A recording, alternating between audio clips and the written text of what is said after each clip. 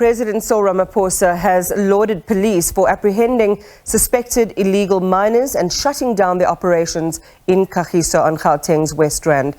Ramaphosa proposed a specialised unit dealing with illegal mining to actively monitor activity, which Mining Minister Gwede Mantashe supports. Tonight, as government decides what to do about illegal mining and the abandoned and ownerless mines that are attractive, illicit source of revenue for criminals, we question whether the path they are embarking on can be successful and effective. To do this, I'm joined by David van Wyk, who is a mining analyst and lead researcher at the Benchmarks Foundation. David, good evening to you and welcome. Scores of suspects were arrested in that coordinated operation we saw between police tactical teams, the Hawks, crime intelligence and K9 units. That dragnet yielded suspects in the horrific sexual assaults of those 8 women, but also those suspected of illegal mining activity. And now there's this proposed specialised unit to deal with it. The question to you, David, is what we are seeing exclusively a policing problem? Well, I think that if it was a policing problem, then the policing should have happened when the big mining companies abandoned 6,000 mines throughout the country. None of those directors and board members of those companies that have made absolutely billions of dollars out of mining our country have been apprehended for abandoning those mines in contravention of the National Environmental Management Act and in contravention of the regulations of the National Nuclear Regulator and in contravention of the Minerals and Petroleum Resource Development Act. So basically what we are observing here is a class action in terms of a government that seems quite prepared to accept the crimes of the very rich, but act very swiftly against what is perceived to be the crimes of the very poor. That's my first point.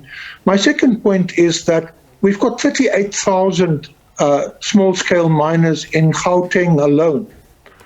Is the government intending to lock up 38,000 people? Where is it going to put people in the prisons and so on? We've already got overcrowded prisons as it is.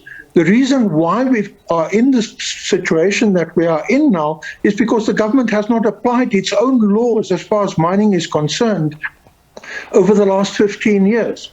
Then I think also there's a deal of hypocrisy here because we've been talking to the government together with the National Association of Artisanal Miners about a policy to regulate small-scale mining in this country. We have a situation where many of these mines are no longer viable for large-scale industrial mining, but they are viable for small-scale and medium mining. But we've come to the point where we've had a white paper. The white paper has been gazetted. The white paper is lying on the president's desk for signature. And now we are having a situation where the whole effort that we've had over the past 3 or 4 years is being criminalized. Right. Now, many of these small-scale mine workers who are here come from Lesotho. Many of them are recruited by labor brokers, subcontractors, security companies, and all kinds of scoundrels who are not being arrested. The syndicates are not being arrested. The guys who are digging the gold are being arrested. And the people who brought the violence and the crime into this industry are in exactly those syndicates who live in the leafy suburbs of northern Johannesburg. You said so much stuff, that response was so rich. So let's just tease it apart slightly and begin with the one that I think really resonates with a lot of South Africans in terms of the lack of accountability of the big investors who then leave the country. As you say, there are legs that government has to hold them accountable either for the rehabilitation of the mines or the closure of the mines. And one imagines that that probably would have formed, as you've alluded to there, or I mean, you've said it quite specifically, the T's and C's around how they mine in South Africa. What, in your view, has been, the biggest stumbling block to what could be a really easy win for government? Well, I think that scaling down from large-scale mining to medium and small-scale mining presents the country with a real opportunity for job creation, if it was created, of course, and a real opportunity to to create concurrent and post-mining economics, which we are working with the University of Cape Town and the Department of Mineral Resources to work that out. We've had 6 or 7 workshops this year already with various stakeholders in the industry, from trade unions right through to mining officials at the Minerals Council and so on, about how to do that. But that would require that the big mining companies and the government play ball, that the big mining companies re-engineer their social and labor plans in such a way that communities and small-scale miners can benefit in a way that allows for an orderly transition. But over the last 15 years, we've just seen disorder and chaos as far as this is concerned. We also need the government to step in and make sure that migrant workers who come in the country are paid their pensions and what is due to them in terms of the UIF fund and so on before they go home to Lesotho. Otherwise, they are stranded here and they become illegal, and then we criminalize them. It sounds like, some of this intelligence obviously is very much within government's purview. They can see it, they know it, they've interacted with stakeholders in the sector. So it beggars belief then to the ordinary person who's outside of these conversations, David, that we are in the situation that we are. How better do we hold government, particularly the DMR, accountable for this? Well, I think that it is very important that communities do stand up, but that they do stand up and say to government, look, this is not solely a policing problem. This is a problem of a department that is being mismanaged. And I can tell you that corruption within the Department of Mineral Resources is well known in its various provincial offices and so on. A former director in Gauteng reappears in the Northwest Province with his wife being a senior manager at a mine in the Rustenburg area.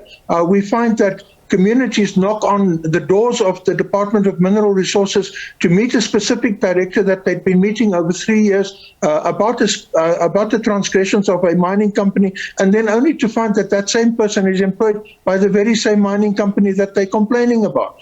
I really think that we need to be honest here. We also find that we have observed that there are police officers and so on at various police stations who engage with the Zamazamas and who go there month end to take bribes from them and often take their equipment and sell them to other Zamazamas and so on and so forth.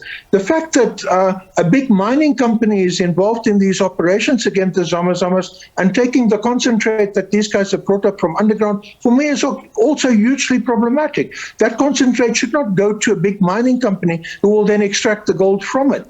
That concentrate should be packed up somewhere until there's a situation where the government can extract the gold rather than what a private mining company does. Well, let's talk about what's next. You mentioned the white paper. We also know that there are discussions and policy already existing around artisanal and small mining.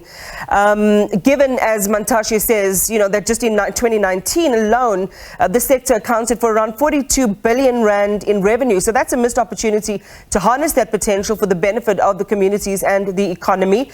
So what needs to happen now to make sure that paper that is already on the table either gets passed and is signed into law, and who's standing in the way of that? I know you mentioned the president's been sitting on that for a while.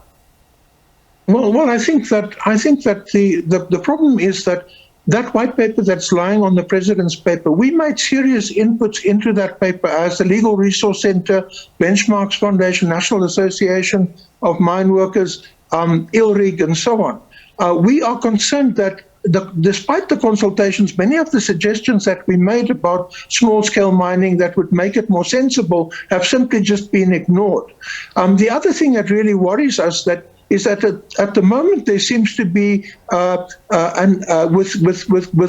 with various populist programs in the country directed at foreigners, that the ruling party and the government is jumping on a bandwagon of Operation Dudula, and instead of calming down the situation, will actually inflame it. The remarks by the Minister of Police for me are quite inflammatory. We are going to see people, innocent people, along with criminals, getting beaten up in communities and in townships instead of us talking about how we can make this thing sensible. Small-scale mining can be very sensible for the community of Kagiso if it is well regulated. You can create jewelry hubs there. You can use the electricity supply stations to generate solar energy and sell back into the national grid. You can plant a variety of plants that can extract heavy metals from the soil that can further generate income for the community and so on. But the thing is that we have the attitude of the government will do everything for people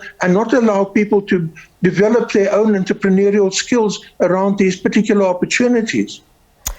David, thank you so much. There's so much food for thought there, and thank you for sharing, the nuances of this debate and this discussion that often, everyday people aren't exposed to. So we really do appreciate you sharing that with us. David van Wyk is mining analyst and lead researcher at the Benchmarks Foundation.